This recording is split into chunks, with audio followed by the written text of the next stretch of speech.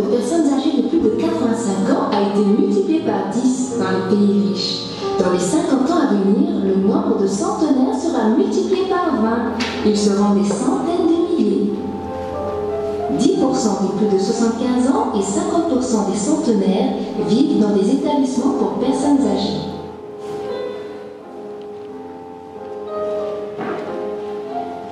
Oui, oh oui! Vous êtes belle comme le lever du soleil ce matin. Vous aussi, vous êtes beau dans votre costume d'indépendance ce matin. Alors, vive l'indépendance! Vive la liberté! Vive l'air pur, libre et naturel, loin de ces murs! Surtout les jours d'indépendance!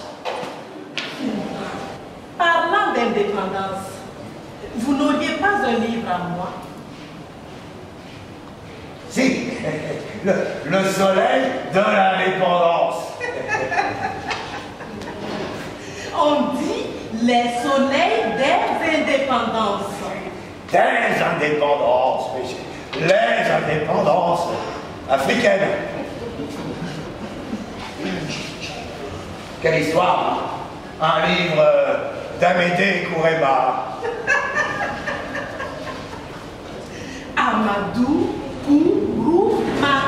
Kouréma, c'est pareil, c'est ce que j'ai dit. Frappant, n'est-ce pas, quand il dit la politique n'a ni yeux, ni oreilles, ni cœur. En politique, le vrai et le mensonge portent le même pagne.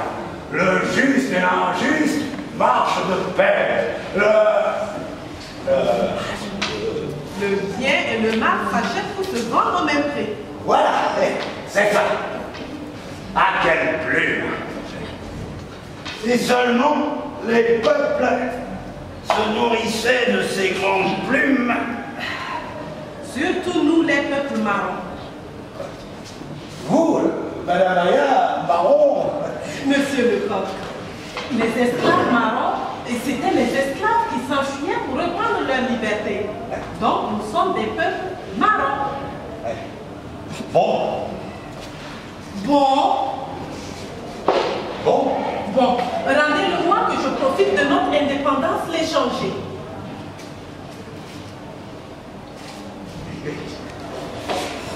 Pardon. Vous n'auriez pas aperçu Madame Martine en venant? Elle a enfin reçu la visite de son fils. Vous dites qu'elle est sûrement en balade en ce moment avec son fils. Il neigera sur nos murs aujourd'hui.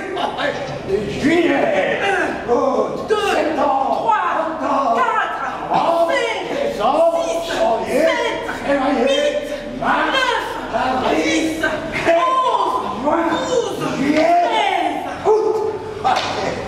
Mais après 13 mois de vacances sans raison, son imbécile de fils s'est enfin décidé à venir lui rendre visite et à l'emmener en balade. Mais pour qui ils se prennent ces petits cons, hein? En fait, je présente ce spectacle avec ma compagnie, Le Ruminant.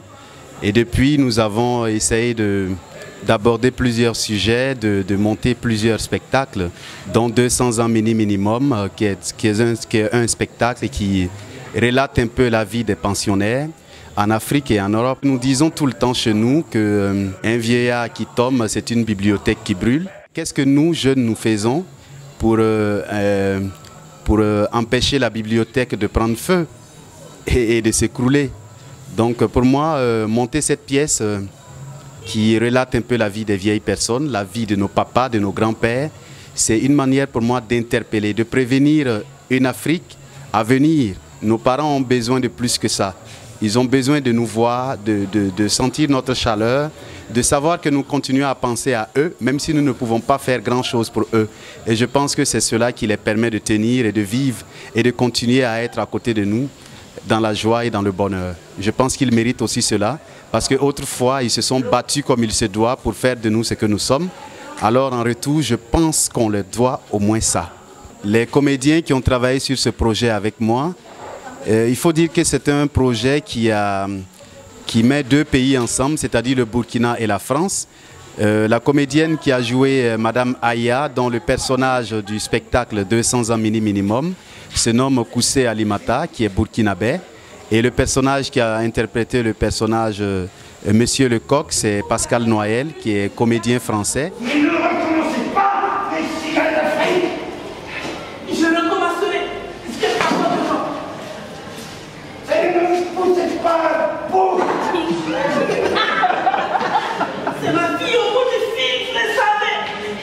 Si dans le répondeur, Je vous ai dit que j'attendais le coup de fil de ma fille.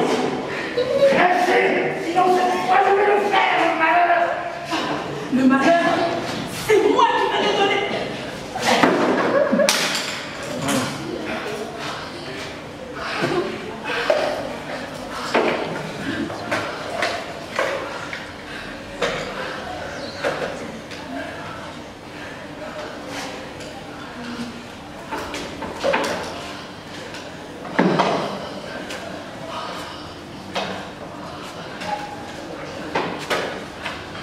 Vieille chose.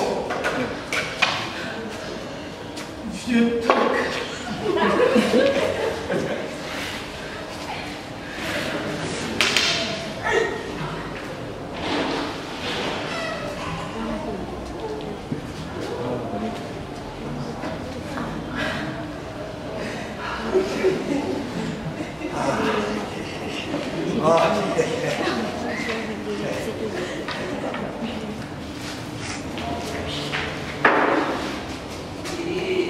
Il a sonné. Il a sonné? Oui. Oui? Non. Non? Allô? Je repensais à mes enfants. Alors, pas de Lucky Luke, pas de cheval qui parle, pas d'idiot Dalton. Madame Aya, vos larmes ont emporté votre maquillage. C'était pour faire plaisir à ma fille. Et maintenant que nos œufs s'assoupissent. Oui, mais sans votre maquillage, je ne dirai pas haut et fort à vos parents après les salutations. J'épouse votre fille, j'épouse votre fille. Ça suffit, monsieur Lecoq. Ce n'est pas le moment de jouer la comédie.